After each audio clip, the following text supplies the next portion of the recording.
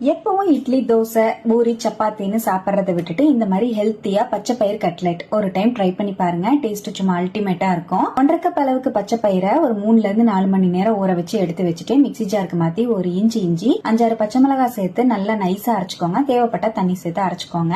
இந்த மாதிரி கெட்டியா அரைச்சு பாத்திரத்துக்கு மாத்திட்டு ஒரு பெரிய வெங்காயத்தை பொடியா நறுக்கி சேர்த்து ஒரு கை அளவுக்கு நறுக்கின மல்லித்தலையையும் சேர்த்து ஒரு டீஸ்பூன் உப்பு, 1 டீஸ்பூன் ஜீரகப்பொடி, 1 டீஸ்பூன் அளவுக்கு சாட் மசாலா, 1 டீஸ்பூன் மிளகாய் பொடி, 1 டீஸ்பூன் கரம் மசாலா பொடி சேர்த்து நல்லா மிக்ஸ் பண்ணி விட்டுக்கோங்க. நல்லா ஃபுல்லா இந்த மாதிரி கலந்து விட்டுட்டு கையில நல்லா உருட்டி இந்த மாதிரி 1/2 இன்ச் சைஸுக்கு வடை மாதிரி தட்டி எடுத்துக்கோங்க. நல்லா கெட்டியா இந்த மாதிரி தட்டி தனியா எடுத்து வச்சிருங்க. கட்லெட்டுக்கு சட்னி ரெடி பண்ணிக்கிறதுக்காக பேன்ல 2 டீஸ்பூன் ஆயில், ஒரு பெரிய வெங்காயம், 2 தக்காளி பழம், 15 பூண்டு சேர்த்து நல்லா வறுத்து மிக்ஸி ஜாருக்கு மாத்திட்டு ஒரு டீஸ்பூன் ஆரிகானோ, 1/2 டீஸ்பூன் உப்பு, கொஞ்சமா சீஸ், 1/2 டீஸ்பூன் மிளகாய் பொடி சேர்த்து நல்லா நைஸா அரைச்சு எடுத்து சட்னியை தனியா வச்சுட்டு நம்ம ரெடி பண்ணி வச்சிருக்கிற கட்லெட் எல்லாத்தையும் மீடியம் ஹீட்ல இருக்கிற ஆயில்ல சேர்த்து நல்லா ஃப்ரை பண்ணி எடுத்துக்கோங்க. நீங்க வேணும்னா ஏர் ஃப்ரை கூட பண்ணி எடுத்துக்கலாம். இந்த மாதிரி ஷாலோ ஃப்ரை பண்ணி எடுத்துக்கிறேன். திருப்பி விட்டு கோல்டன் கலர் வர அளவுக்கு நல்லா ஃப்ரை பண்ணிட்டு வெளியே எடுத்துருங்க. அவ்வளவுதான், ரொம்பவே டேஸ்டி அண்ட் ஹெல்த்தியான பச்சை பயிறு கட்லெட் சூப்பரா ரெடி. சாப்பிட ரொம்பவே டேஸ்டா இருக்கும். மேல நல்லா மொறு மொறுன்னு, உள்ள நல்லா சாஃப்டா இருக்கும்.